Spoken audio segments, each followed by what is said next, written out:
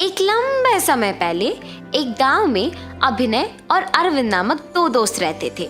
अभिनय बहुत लालची था और हमेशा सब कुछ उसके ही इच्छा के अनुसार हो ऐसे सोचता था।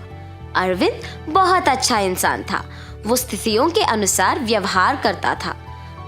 अभिनय और अरविंद दोनों साथ में प्याज का व्यापार करते थे।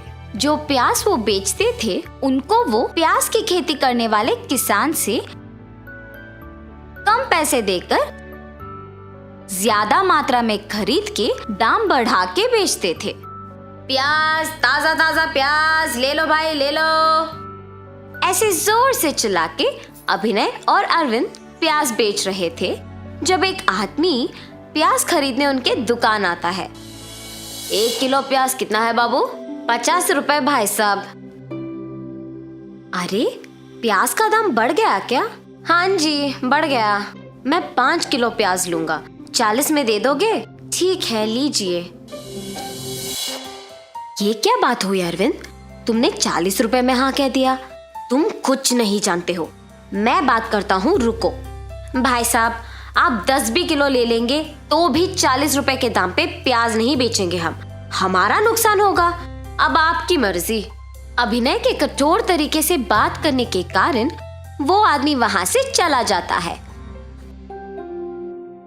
अरे अभिनय, हमारे पैसे तो हमें मिल रहे थे ना, तो तुमने उस आदमी से ऐसे क्यों बात किया? अगर एक आदमी को इतने दाम पे बेच दिए तो उसे भी एक के बाद एक हमारे पास इसी दाम से खरीदने आएंगे। हमें खरीदे हुए पैसों से ज्यादा दाम के लिए बेचना होगा, वरना हमारा नुकसान होगा। कल देखना, वही आदमी हमारे पास आएगा इसी दाम से खरीदने। तुम ज्यादा मत सोचो। अभिनय की बातें सुनकर अरविंद कुछ नहीं कहता है और अगले दिन अभिनय के बात के अनुसार वो आदमी लौट के दुकान आता है प्याज खरीदने। ठीक है, तुम्हारे ही दाम पे 5 किलो के प्याज दे दो। और अभिनय प्याज दे के पैसे लेता है।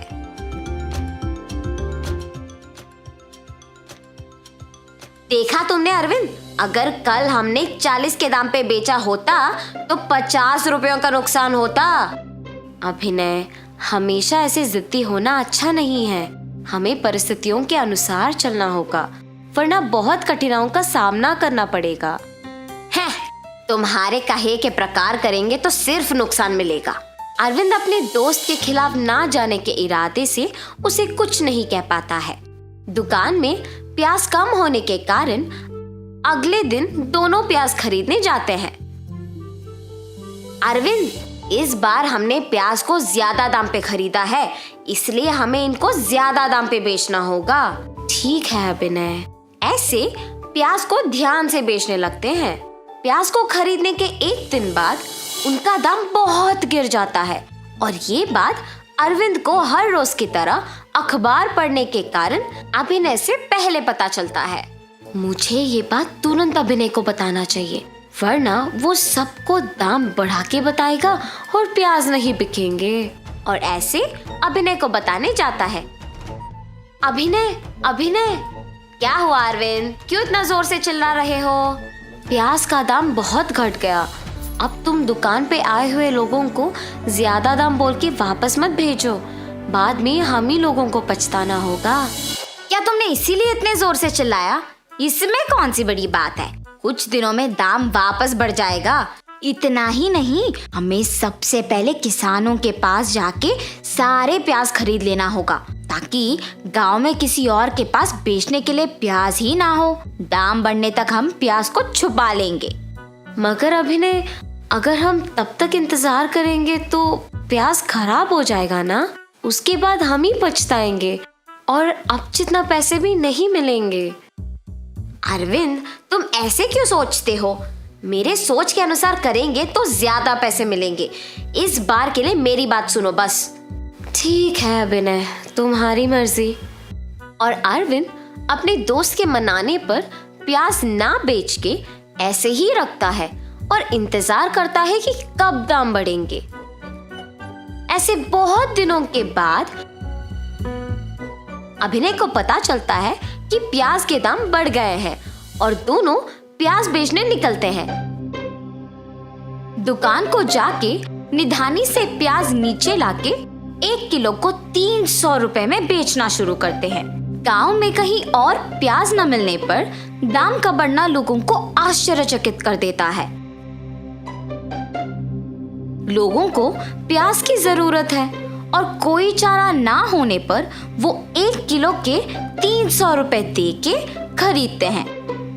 इसके कारण अभिनय और अरविंद के व्यापार में बहुत लाभ होता है। इससे अभिनय का लालच अधिक हो जाता है। वो अरविंद की बात बिल्कुल नहीं सुनता है और इस अभ्यास को नियमित करता है। लाभ के लालच में अभिनय अरविंद के बातों को नजरअंदाज करके गांव के सारे प्याज को खरीद के दाम के बढ़ने का इंतजार करके तब तक प्याज को छुपा के उन्हें बहुत महंगे दाम पे बेचना आदत बना लिया था। ऐसी समय में एक बार प्याज के दाम बढ़ने का इंतजार दिनों से महीनों में बदलना शुरू हो जाता है। प्याज को निधानी पे रखे बहुत दिन हो जाते हैं। अरविंद को दुकान में से बदबू आती है। जब वो जाके निधानी जांचता है तो देखता है कि सारे प्याज सड़ जाते हैं। अरविंद तुरंत अभिनय को बुला के उसे सड़ी हुई प्याज दिखाता है। नुकसान पाकर अभिनय को उसकी गलती का एहसास होता है। उसकी लालच और स्वार्थ के कारण नुकसान होना और अरविंद की बात ना मानना उसे बहुत दुख करता है। अरविंद, ये सब मेरे लालच के कारण ही हुआ है, मुझे माफ करो। हमेशा तुम्हारी ही इच्छा के अनुसार सब कुछ होना चाहिए, ऐसा व्यक्तित्व अच्छा नहीं है। कम से कम अब समझो कि परिस्थितियों के अनुसार चलना ही अच्छा है। हाँ अरविंद, हमें पता नहीं कि कब हमारी स्थिति बदलेगी, इसीलिए उनके ही अनुसार चलना भला है। अगर तुम्हारी बात सुनी होती तो आज हमारा नुकसान नहीं होता। मुझे लालची नहीं होना था।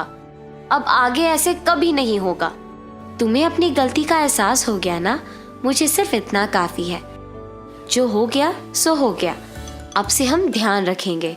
ठीक है अरविंद। और तब से दोनों बिना कोई लालच के ध्यान से अपना व्यापार चलाते हैं और खुश रहते हैं। तो इस कहानी से हमने क्या सीखा? सब कुछ हमारे इच्छा के अनुसार चलाने का जिद करना अच्छा नहीं है। परिस्थितियों के अनुसार अपना व्यवहार बदलना चाहिए।